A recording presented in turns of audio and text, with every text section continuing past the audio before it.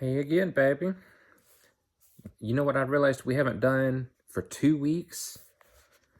Is Read the Way to Glory. And I'm at the point where I'm ready to be done with it. Like, I want to finish it, but I want to be finished with it. And you can see we've got well over halfway. I think we've got 75 pages to go. So what do you say we make some progress today? And then we'll be a little closer. And we're starting a new chapter. So this chapter is called, Is Theology Poetry? I don't know. Let's find out. The question I have been asked to discuss tonight, Is Theology Poetry?, is not of my own choosing. I find myself, in fact, in the position of a candidate at an examination, and I must obey the advice of my tutors by first making sure that I know what the question means. I feel like this is going to be a very tedious chapter. By theology, we mean, I suppose, the systematic series of statements about God and about man's relation to him, which the believers of a religion make. And in a paper sent me by this club, I may perhaps assume that theology means principally Christian theology. I am the bolder to make this assumption because something of what I think about other religions will appear in what I have to say. It must also be remembered that only a minority of the religions of the world have a theology.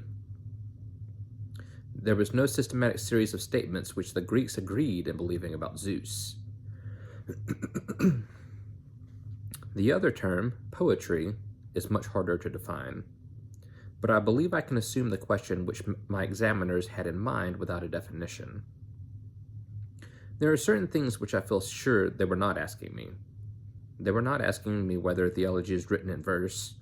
They were not asking me whether most theologians are masters of a simple, sensuous, and passionate style.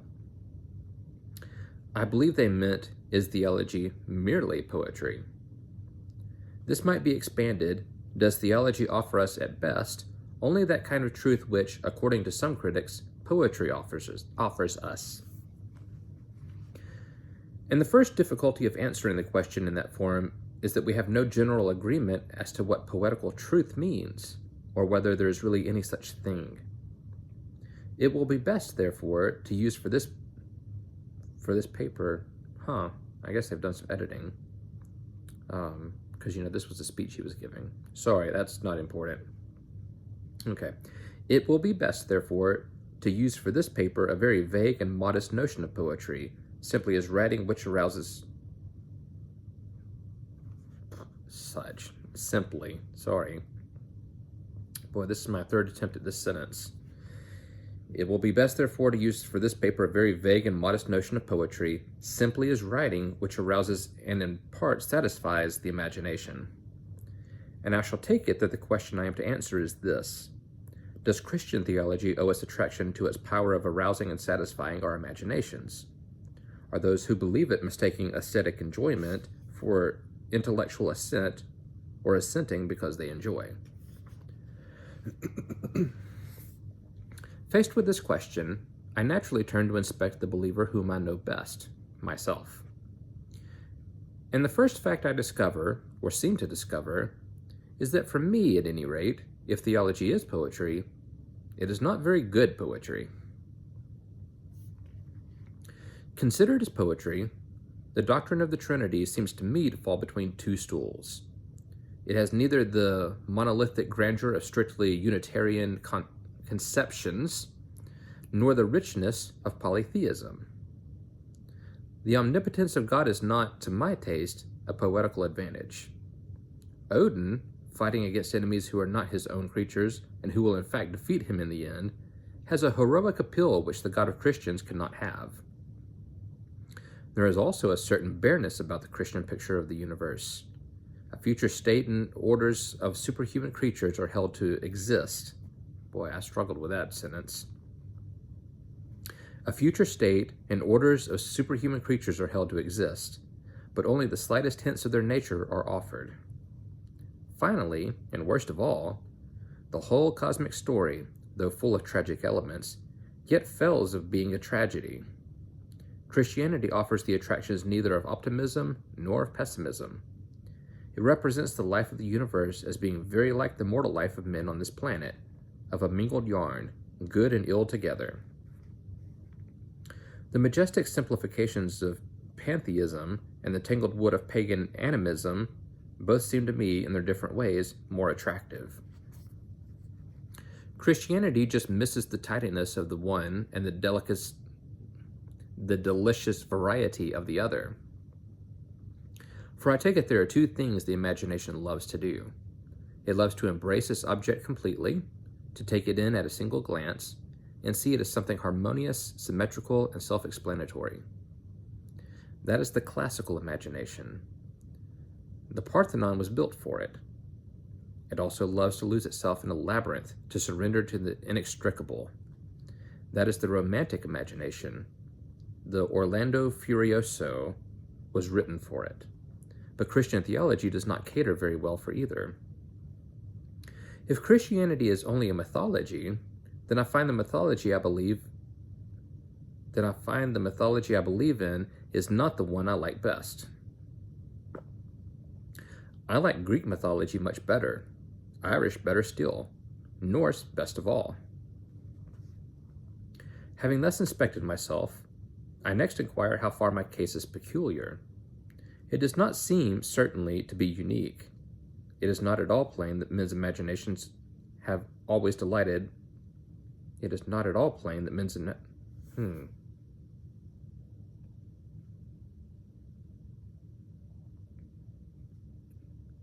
Maybe I'm misunderstanding. I don't feel like the not belongs here. I'm going to read it as he has it. It is not at all plain that men's imaginations have always delighted most in those pictures of the supernatural which they believed. From the 12th to the 17th century Europe, I don't know why I'm struggling. I'm sorry. I'm going to try to get better. If I don't, this is going to be a shorter video. From the 12th to the 17th century, Europe seems to have taken an unfailing delight in classical mythology. If the numbers and the gusto of pictures and poems were to be the criterion of belief, we should judge that those ages were pagan, which we know to be untrue.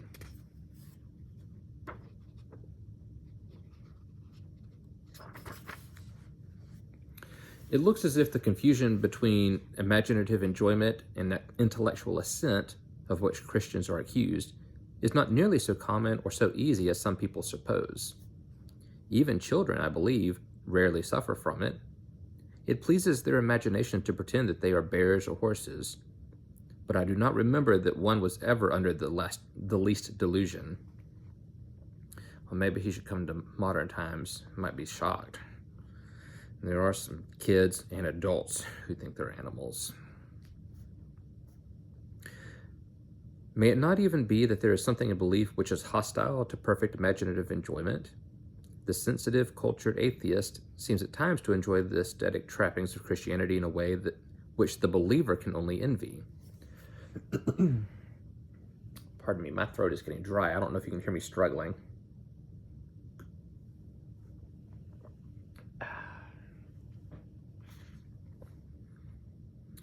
The modern poets certainly enjoy the Greek gods in a way of which I find no trace in Greek literature.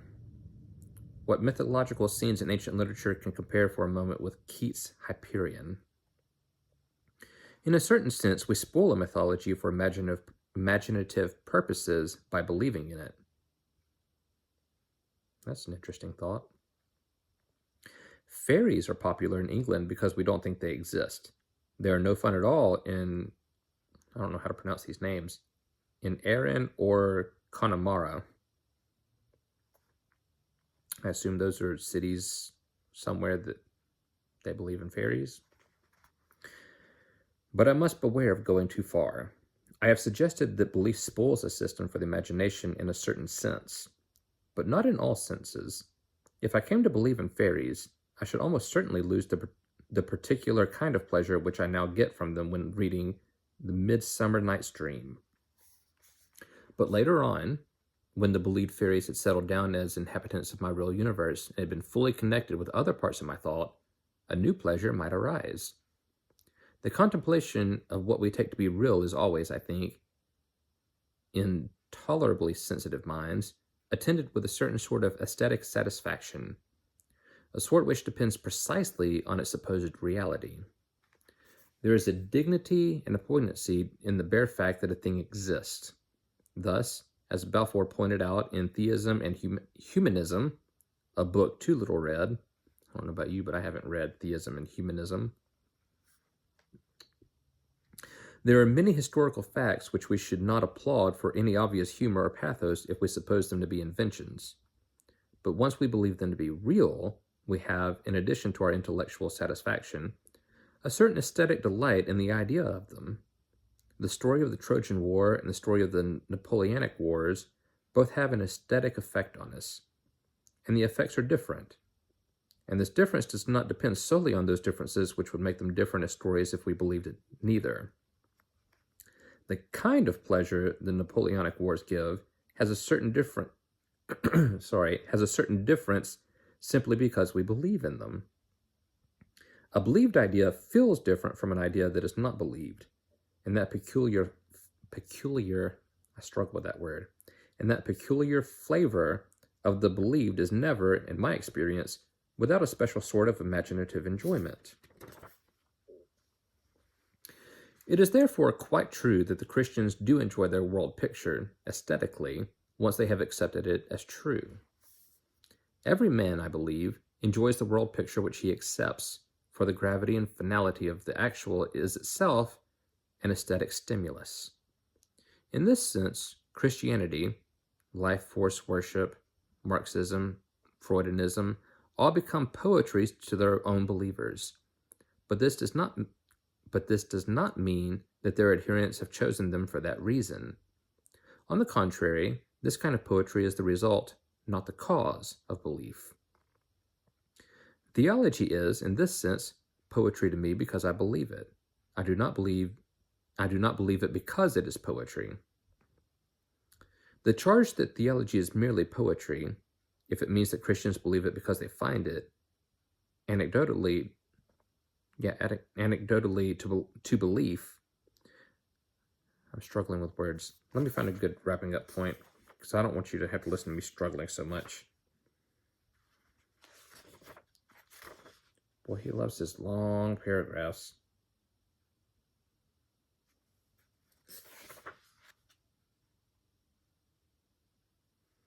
Oh man, I think we got another 3 pages or so before I find a good stopping point. Okay.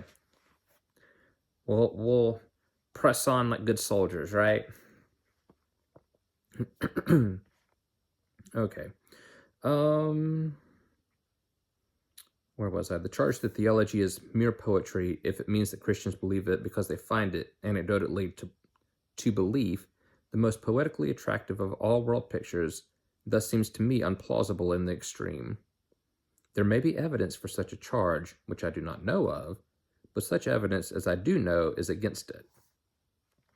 I am not, of course, maintaining that theology, even before you believe it, is totally bare of aesthetic value, but I do not find it superior in this respect to most of its rivals. Consider for a few moments the enormous aesthetic claim of its chief contemporary rival, what we may loosely call the scientific outlook, the picture of Mr. H.G. Wells and the rest. Supposing this to be a myth, is it not one of the finest myths which human imagination has yet produced? The play is preceded by the most austere of all preludes, the infinite void, and matter restlessly moving to bring forth it knows not what. Then, by the millionth chance, what tragic irony, the conditions at one point of space and time bubble up into that tiny fermentation which is the beginning of life. Everything seems to be against the infant hero of our drama, just as everything seems against the youngest son or ill-used stepdaughter at the opening of a fairy tale. But life somehow wins through, with infinite suffering, against all but insuperable obstacles. Insuperable? I don't really know that word. I mean, I kind of get it from context, but that was new to me. Maybe you know that one. You know some words I don't. So yeah, against all but insuperable obstacles, it spreads, it breeds, it complicates itself, from the amoeba up to the plant, up to the reptile, up to the mammal. We glance briefly at the age of monsters. Dragons prowl the earth, devour one another, and die. Then comes the theme of the younger son and the ugly duckling once more. As the weak, tiny spark of life began amidst the huge hostilities of the inanimate, so now again, amidst the beasts that are far larger and stronger than he, there comes forth a little naked, shivering, cowering creature, shuffling, not yet erect, promising nothing, the product of another millionth chance. Yet somehow, he thrives. He becomes the caveman with his club and his flints, muttering and growling over his enemy's bones, dragging his screaming mate by her hair. And then this is in parentheses. I never could quite make out why. I guess why he's dragging his mate by her hair. Tearing his children to pieces in fierce jealousy till one of them is old enough to tear him. Cowering before the horrible gods whom he created in his own image. But these are only growing pains. Wait till the next act. There he is becoming true man. He learns to master nature. Science comes and dissipates the superstitions of his infancy. More and more, he becomes the controller of his own fate. Passing hastily over the present, for it is a mere nothing by the timescale we are using, you follow him on into the future. See him in the last act, though not the last scene, of this great mystery. A race of demigods now rules the planet, and perhaps more than the planet, for eugenics have made certain that only demigods will be born, and psychoanalysis that none of them shall lose or smirch his divinity, and communism that all which divinity requires shall be ready to their hands. Man has ascended his throne. Henceforward, he has nothing to do but to practice virtue, to grow in wisdom, to be happy. And now, mark the final stroke of genius. If the myth stopped at that point, it might be a little pathetic. I don't know that word either. Pathetic? Sounds very similar to pathetic. I don't know. It would lack the highest grandeur of which human imagination is capable. The last scene reverses all. We have the twilight of the gods. All this time, silently, unceasingly, out of all reach of human power, nature, the old enemy, has been steadily gnawing away. The sun will cool, all suns will cool, the whole universe will run down. Life, every form of life, will be banished, without hope of return, from every inch of infinite space. All ends in nothingness, and universal darkness covers all. The pattern of the myth thus becomes one of the noblest we can conceive. It is the pattern of many Elizabethan tragedies, where the protagonist's career can be represented by a slowly ascending and then rapidly falling curve, with its highest point in Act 4. You see him climbing up and up, then blazing in his bright meridian, then finally overwhelmed in ruin. Such a world drama appeals to every part of us. The early struggles of the hero, a theme delightfully doubled, played first by life and then by man, appeal to our generosity. His future exaltation gives scope to a reasonable optimism, for the tragic close is so very distant that you need not often think of it. We work with millions of years, and the tragic close itself just gives that irony, that grandeur, which calls forth our defiance, and without which all the rest might cloy. There is a beauty in this myth which well deserves better poetic handling than it has yet received. I hope some great genius will yet crystallize it before the incessant stream of philosophic change carries it all away. I am speaking, of course, of the beauty it has whether you believe it or not. There I can speak from experience, for I, who believe less than half of what it tells me about the past, and less than nothing of what it tells me about the future, am deeply moved when I contemplate it. The only other story, unless indeed it is an embodiment of the same story, which similarly moves me, is the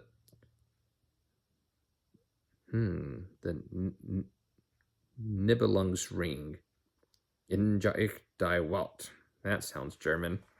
I'll show you. Right there. Yeah. So if you know what that is, you're doing better than me.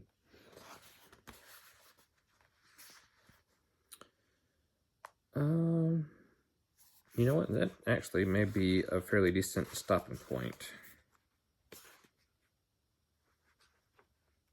Yeah. Why don't we call it there?